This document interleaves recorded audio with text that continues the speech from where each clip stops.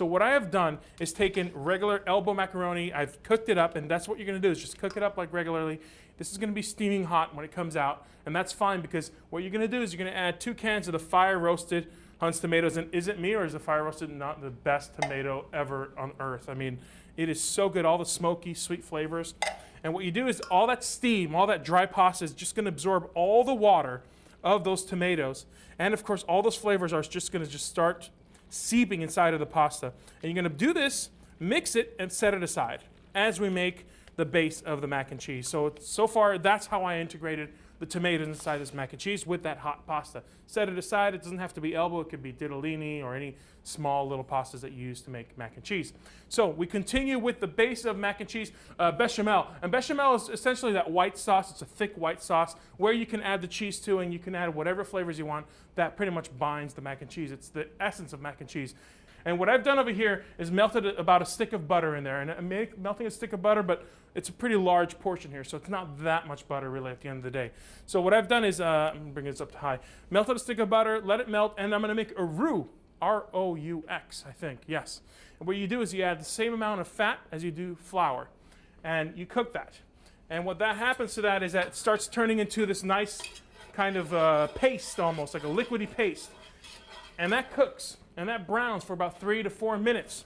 When that browns, and that adds a lot of flavor, and not only that, that is used essentially to thicken up our sauce that we're going to make. And the way it works is that once this pretty much cooks up, and we're just going to cheat it because you guys can't even see this, so it's fine.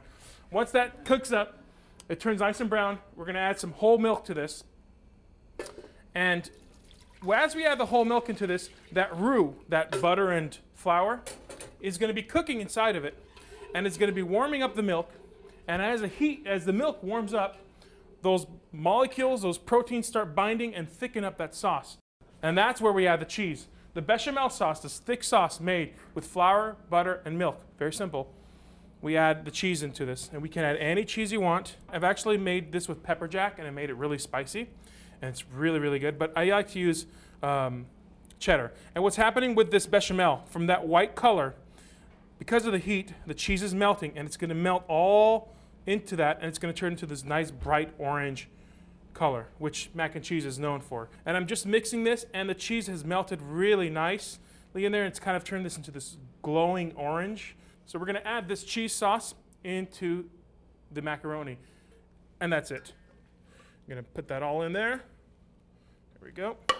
You're going to put a little bit of salt, because it needs a little bit of salt. The bechamel is bland, and the cheese isn't salty enough to really, season it properly. And then the basil. And again, you can see all these ingredients really make a difference in terms of giving it a nice, fresh flavor.